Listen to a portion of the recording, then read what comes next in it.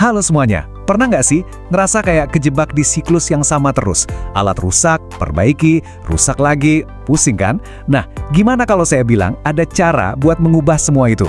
Mengubah pemeliharaan yang biasanya dianggap biaya, jadi mesin penghasil profit. Keren kan? Inilah inti dari manajemen pemeliharaan strategis, dan hari ini kita bakal bedah tuntas 5 pilarnya. Yuk, kita mulai. Nah, ini dia pertanyaan jutaan dolarnya yang bikin semua manajer pusing 7 keliling. Gimana caranya naikin profit, genjot produksi, sekaligus nekan biaya? Semuanya barengan. Seringnya kan kayak tarik tambang ya. Mau genjot produksi, biayanya ikut naik. Mau irit biaya, malah kualitas atau profit yang jadi korban. Rasanya mustahil. Tapi tenang, kerangka kerja yang bakal kita bahas ini punya jawabannya. Jawabannya ada di perubahan cara pandang kita. Yap, sesederhana itu. Kita nggak lagi cuma jadi pemadam kebakaran, nunggu alat rusak baru panik. Nggak, manajemen pemeliharaan strategis ini pendekatannya proaktif. Kita mikirin gambaran besarnya. Jadi kita udah mikirin nasib setiap aset kita. Dari hari pertama masih dipertimbangin buat dibeli, sampai nanti hari terakhir dia pensiun.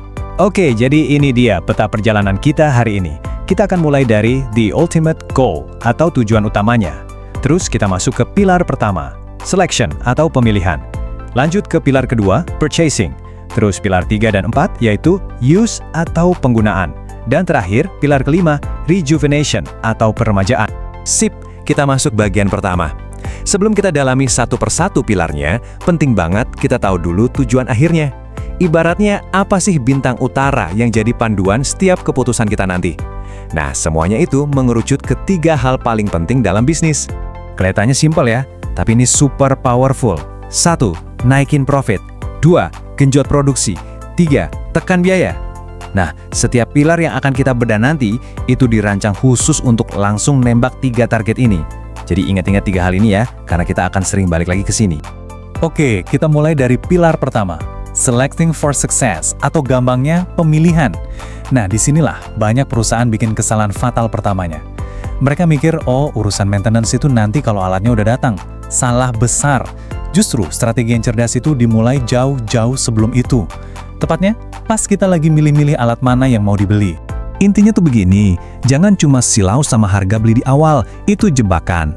Seleksi strategis itu artinya kita milih alat yang bukan cuma bisa ngejar target produksi, tapi juga punya total biaya kepemilikan paling rendah. Coba deh pikirin, biaya bensinnya gimana, suku cadangnya mahal nggak, biaya servisnya selama katakanlah 10 tahun ke depan, itu semua harus dihitung. Milih yang tepat di awal ini bisa hemat miliaran lo nanti. Setelah kita tahu alat mana yang paling pas, kita masuk ke pilar kedua, purchasing atau pembelian. Dan polanya sama kayak tadi. Ini bukan sekedar soal nego buat dapat harga paling murah. Pembelian yang strategis itu ngelihatnya jauh lebih dalam dari sekedar label harga. Pembelian yang cerdas itu harus mempertimbangkan banyak hal. Ya, biaya di depan jelas penting. Tapi gimana soal produktivitasnya nanti? Kesiapan alatnya gimana? Sering rewel nggak? Terus nilai jual kembalinya gimana nanti kalau udah bekas? Kita juga perlu analisis investasinya, pilihan pembiayaannya, dan yang nggak kalah penting, dukungan dari dealernya. Semua ini tuh potongan puzzle yang harus lengkap, biar keputusan pembelian kita benar-benar strategis. Oke, alatnya udah kebeli, udah sampai di lokasi, sekarang waktunya alat itu kerja buat kita. Nah, disinilah pilar ketiga, yaitu operation atau pengoperasian. Dan pilar keempat, maintenance atau perawatan, harus jalan barengan. Anggap aja mereka ini kayak 2 sisi dari satu koin yang sama, nggak bisa dipisah. Biar gampang bayanginnya gini deh, tim operasi itu tugasnya kayak pembalap bejek gaspol buat ngejar target produksi.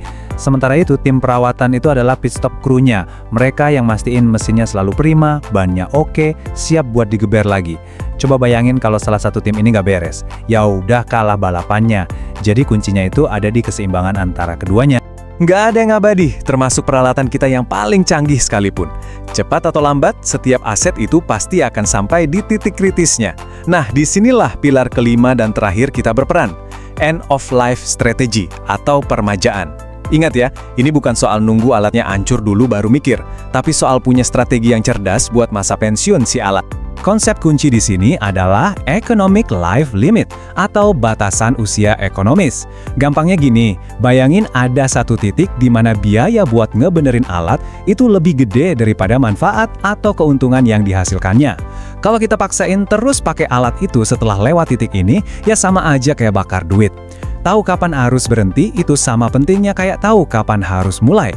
Jadi pas kita udah sampai di titik kritis itu, kita punya 4 pilihan utama. Pertama, ya perbaiki aja terus dan lanjut operasikan. Kedua, rekondisi total biar kayak baru lagi. Ketiga, ganti aja sama unit yang baru.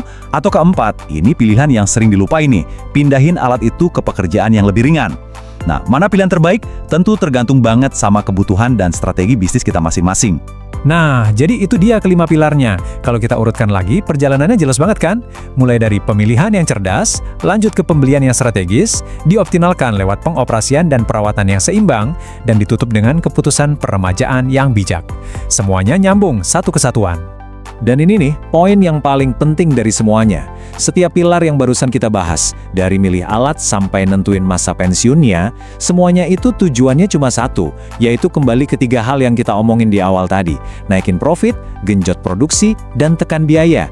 Jadi ini bukan 5 strategi yang jalan sendiri-sendiri ya, tapi satu sistem yang terintegrasi dan super kuat. Sebagai penutup, saya mau kasih satu pertanyaan buat Anda renungkan.